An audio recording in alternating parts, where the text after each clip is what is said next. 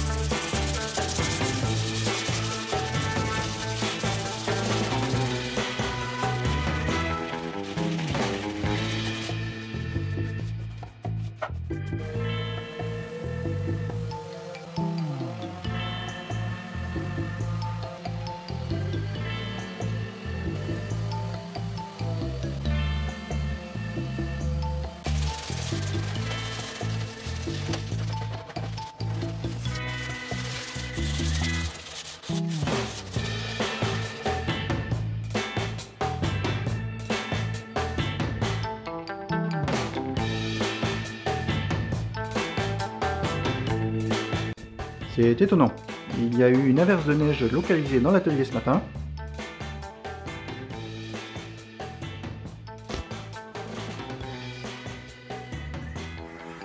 Ah oui.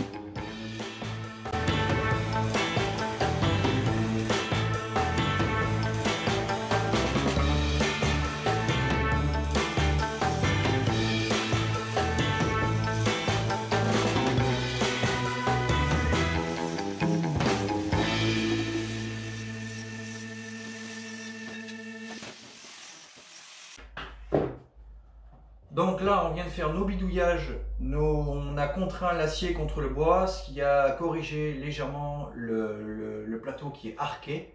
Donc on est bien réglé pile poil comme il faut. Donc on va pointer la structure, on va redécrocher tout ça et souder définitivement de l'autre côté.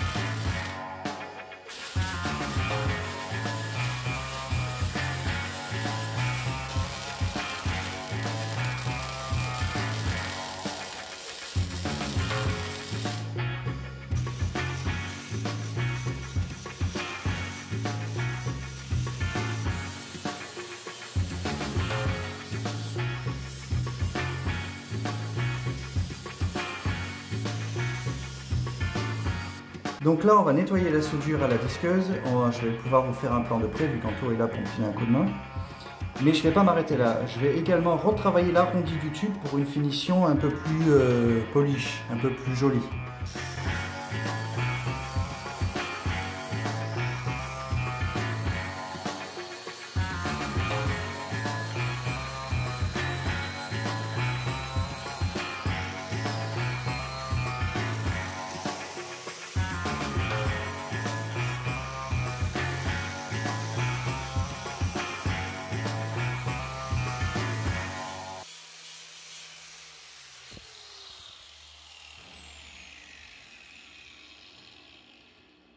Donc voilà, je viens retravailler très légèrement, tout doucement avec la disqueuse, mais c'est léger.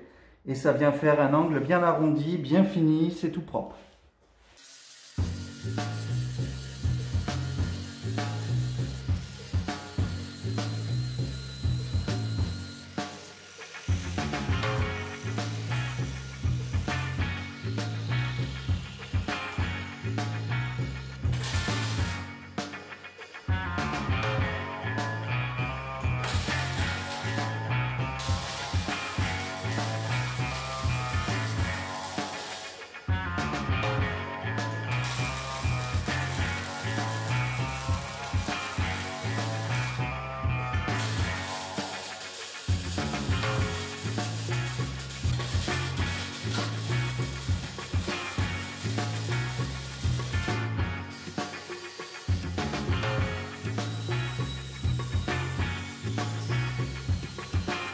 Allez, jour 2, je me retrouve en solo du coup. On attaque les petites finitions, les petits rajouts qui vont faire que la table va avoir un petit caractère bien sympathique. Donc on va d'abord lui rajouter des petites plaques sur chaque angle pour lui donner un style Eiffel bien particulier. Donc je vais percer la plaque, on va souder les rivets de l'autre côté, on va tout araser et on va souder la plaque à l'armature.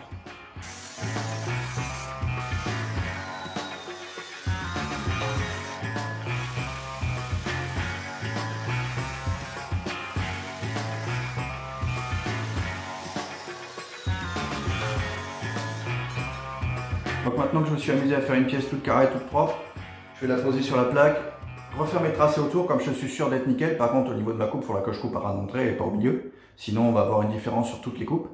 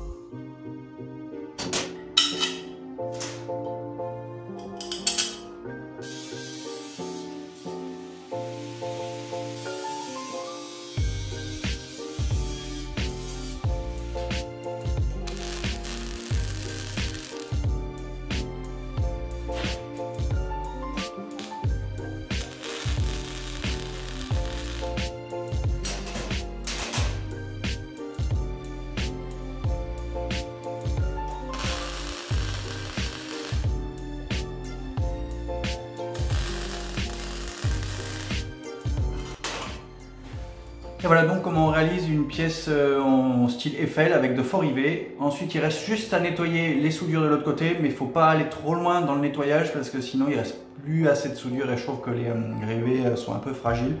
Donc il faut en enlever mais pas trop.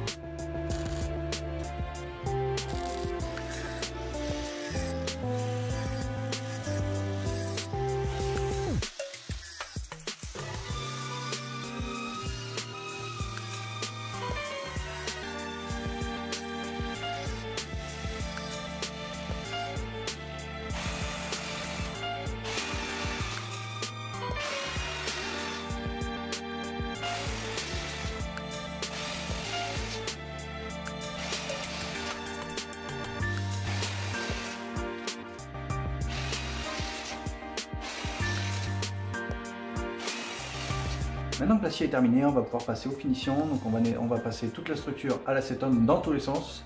On va mettre une bonne dose parce qu'elle est bien dégueulasse. Ensuite on va mettre un dernier petit coup de ponçage sur le plateau pour faire les petits finishes qui vont bien. Et après on passera à l'assemblage final. Alors le choix pour la finition a été cornélien. J'ai vraiment hésité à un moment, ça m'a trotté tout le week-end d'ailleurs. J'hésitais d'abord avec l'huile de lin, mais l'huile de lin ça allait faire un bois vachement jaune, ça allait rendre un peu trop jauni, ça n'aurait pas été joli. Et puis étant donné que le plateau est constitué de 4 bois, de hêtre, de chêne, de pin et de sapin, il fallait une finition qui détériore pas trop la couleur, que ça fasse pas un bois très foncé d'un coup, puis un bois très clair de l'autre. Après j'ai hésité avec le broc de noix, mais le broc de noix ça allait cacher tout le veinage justement, d'où l'intérêt de bien voir les intersections entre les chutes de bois. Le broc de noix ça aurait trop caché, ça aurait été je pense un mauvais choix à utiliser. Et finalement celui qui a gagné c'est le Libéron chêne moyen, c'est la teinte antiquaire. Ça va rehausser le veinage du bois sans le cacher, sans trop le cacher. Ça va lui donner un aspect un peu usé, un peu vieilli, c'est l'aspect recherché parce que la table a quand même une cinquantaine d'années. Allez, on passe ça tout de suite.